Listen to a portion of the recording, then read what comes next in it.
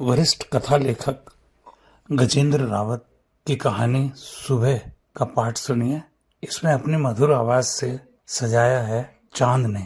शहरी जीवन किस तरह से माँ बाप बच्चों को अपना संताप भोगने के लिए मजबूर करता है, ये कहानी की केंद्रीय वस्तु है। लीजिए पेश है कहानी सुबह। कभी एक समय था जब ये औरतों के काम थे। पुरुष इन जिम्मेदारियों से मुक्त थे। कैसे रहे होंगे वे दिन। आन्या के जूते पॉलिश करते करते उसके मस्तिष्क में ये अप्रासंगिक सी बातें खुल फैल रही थी। उसे रात दिन ऐसे ही सपने आते थे। वो आन्या का नाश्ता बना रहा है, वो आन्या को टाइम टेबल से बैग लगाने को कह रहा है, छोटी को नहला रहा है। वो दिन के आरंभ में पैदा हुए इन दबावों से जरा भी इधर उधर नहीं सरक पाता था। आन्या, ओ आन्या, चल जूते पहन ले, हो गई तैयार क्या? इतना कहकर बिना उत्तर सुने वह रसोई में आ गया। स्लैब पर गैस चूल्हे के पास दूध का एक मग, पॉलिथीन में दर्जन भर अंडे और साथ ही रखी कटोरी में कटा प्याज। उसने एक सरसरी नजर पूरे स्लैब पर डाली।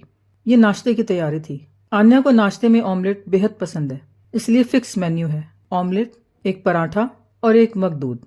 बस ऑमलेट बनाना है, बाकी सब तैयार है, वो धीरे से बोला। आन्या ने स्कूल ड्रेस पहन ली थी। वे भीतर से बैग घसीटती हुई लाई और डाइनिंग टेबल के साथ टिकाकर स्वयं कुर्सी खींचकर बैठ गई। वो जल्दी से रसोई घर से बाहर आया और नाश्ते की ट्रे टेबल पर रख दी। दरवाजों और खिड़की से पर्दे हटा दिए। धूप अभी दरवाजे तक नहीं पहुंची थी, केवल दरवाजे की गोलाकार रेलिंग को स्पर्श भर कर रही थी। ड्राइंग रूम के भीतर धूप की आमद का एहसास पर्दों के हटते ही हल्के प्रकाश के धुंधले धब्बे सा इधर उधर ठहर गया। आन्या के ठीक सामने ट्रे रखी थी।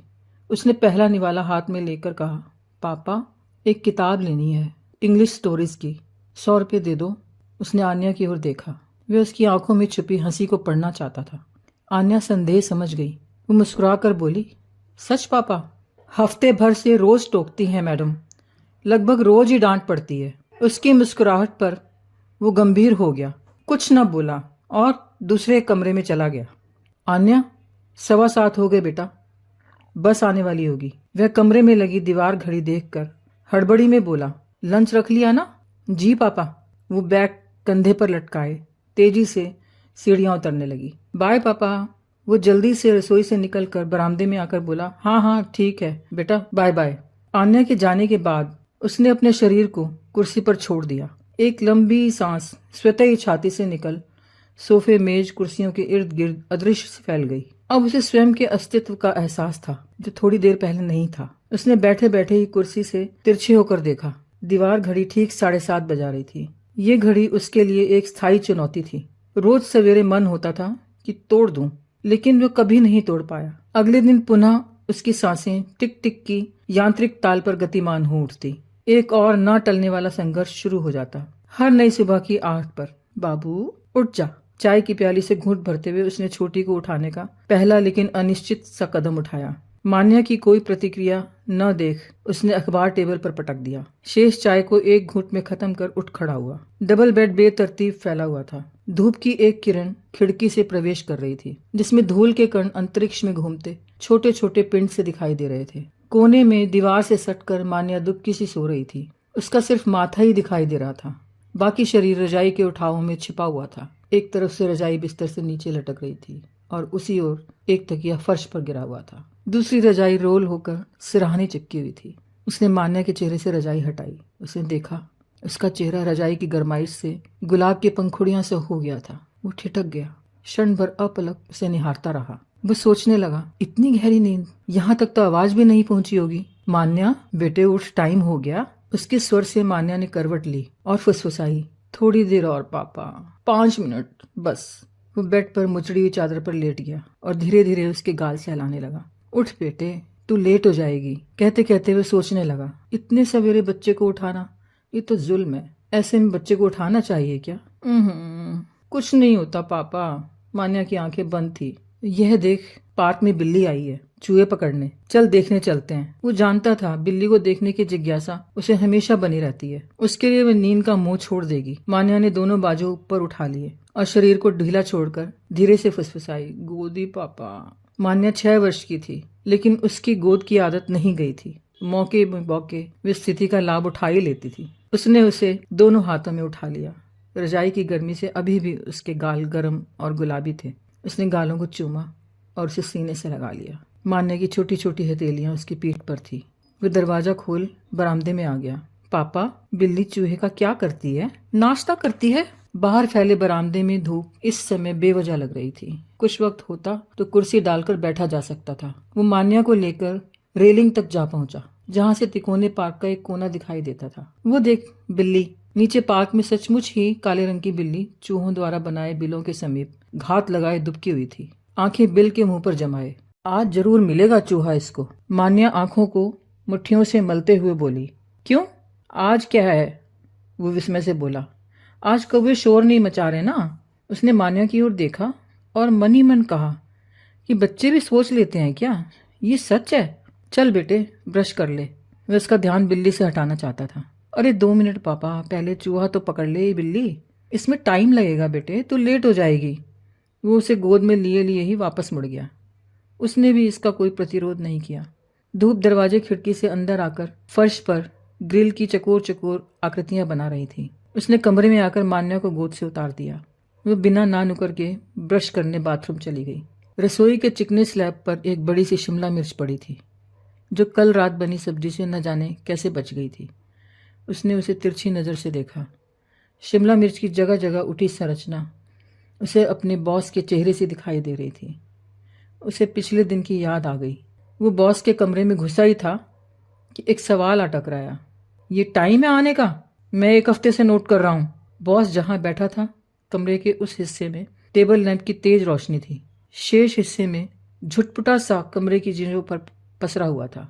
सॉरी सर, सुबह बच्चों को स्कूल भेजना पड़ता है, इसलिए कभी थोड़ा लेट हो जाता हूँ। वो सूखे गले से खर खर करती आवाज़ में धीरे से बोला। बीवी क्या करती रहती है? वो क्यों नहीं भेजती? टेबल लैंप की रोशनी में बॉस का क्रीम चुपड़ा काला चेहरा चमक रहा था। सर, उसकी नाइट ड्यूटी थी। वो लेट घर। वो रुक रुक कर अधूरा वाक्य ही बोल पाया। ओह, तो ये बात है।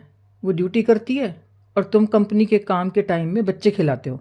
मैं पूछता हूँ, समझ क्या रखा है? जब मर्जी आओ और जब मर्जी चल दो। क्षण भर कमरे के स्लेटी अंधेरे में डरावनी चुप्पी ठहर गई। ये आखिरी चांस है। कल से टाइम पर नहीं आए तो अपना इंतजाम दूसरी जगह देख लेना, जहां तुम बच्चे स्कूल भेज सको। यहाँ टाइम से ही आना पड़ेगा। बॉस ने इशारे से जाने के लिए कहा। उसका शरीर सुन्न पड़ गया। वो अपनी जगह से हिलडुल नहीं पा रहा था, जैसे किसी दलदल में धंसता जा रहा हो। मान्या ने उसका कुर्ता पकड़कर खींचा। उसकी तंद्रा टूटी। पापा, मैं नहा लूं? नहीं बेटा, मैं पानी गर्म करता हूँ। मैं नहलाऊंगा अपनी प्यारी बेटी को। कहते कहते उसने मुड़कर देखा। नन्ही सी मान्या तौलिया कंधे पर डाले खड़ी है। उसने झुककर स्नेह से उसे चूम लिया। अच्छा पापा, आप शुरू करा देना, फिर मैं नहा लूंगी। ठीक है मेरे बच्चे, तू बैग लगा ले टाइम टेबल के हिसाब से। मान्या भीतर चली गई। वो नहाकर बाहर आई तो वो उसे स्कूल ड्रेस पहनाने लगा। साथ ही उबले अंडे का एक टुकड़ा उसके मुंह में डाल दिया। पहले कपड़े तो ठीक करने दो, अंडे को मुंह से निकालते हुए मान्या बोली। बेटा, साथ साथ खाती जा, जल्दी बड़ी हो जाएगी, फिर अपने आप खाना। ऐसा लग रहा था न जाने कब से वो इस क्रम को दोहरा रहा है। जब मान्या बड़ी होगी तो उसे निजात मिलेगी। उसकी एक आंख दीवार घड़ी से बंधी थी। मान्या, जल्दी कर, पूरा अंडा खा ले बेटे, खाली पेट स्कूल नहीं जाते। फिर रुककर बोला, जल्दी कर, वैन आने वाली है। 8:10 पर मान्या को वैन ले गई। वो सीढ़ियां चढ़ता हुआ ऑफिस जाने की सोचने लगा। जब तक स्नेहा नहीं आ जाती कैसे जाऊं? इस लिहाज से नर्सों की नाइट ड्यूटी बहुत बुरी है। कब आएगी, कब जाऊंगा? उफ, बॉस। वो चाय का कप लेकर बड़ी उद्दंडता से सोफे पर पैर पसार लेता है। सामने रसोई की स्लैब पर शिमला मिर्च मानो मुस्कुरा रही हो। बॉस के शब्द उन्हीं तीखे तेवरों के साथ उसके दिमाग में झंझनाट पैदा कर रहे थे। धूप खिसक कर ड्राइंग रूम तक आ पहुंची, जिससे कमरे की हवा गुनगुनी होती जा रही थी। दोनों को स्कूल भेजने से उत्पन्न संतुष्टि बोध उसके दिलो दिमाग पर छा रहा था। समीप के किसी घर से बेगम अख्तर का मध्यम स्वर कानों में पड़ रहा था। स्वर का माधुर्य मानो दिमाग को सहला रहा हो। उसने आज के अखबार की ओर देखा, लेकिन उसे उठाया नहीं और गर्दन का पिछला भाग सोफे पर टिका दिया। देखते ही देखते उसकी आंखें बंद होने लगी। स्नेहा दरवाजे पर ठिठकी। दरवाज़ा खुला था। वो धीरे से भीतर प्रवेश कर गई। आलोक सोफे पर बेसुध सो रहा था। वो चुपचाप साथ के सोफे पर बैठ गई। सूरज की किरणें सीधी फर्श के सफ़ेद पत्थर पर पड़ रही थीं और रिफ्लेक्ट होकर सारे ड्राइंग रूम में फैल गई थीं। स्नेहा ने बिना कुछ कहे उसके कंधे पर हाथ रखा स्पर्श भर से वो उठ खड़ा हुआ, चौंक कर बोला, क्या बजा है? 10:30। तुम इतनी लेट कैसे? अरे हुआ क्या, रिलीवर लेट आई, फिर चार्ज में एक एक मरीज देना होता है। पता है, वो जो वेंटिलेटर बुढ़िया थी वो गई। वो बोलती जा रही थी, परंतु आलोक सामने रसोई की स्लैब पर पड़ी शिमला मिर्च को देख रहा था।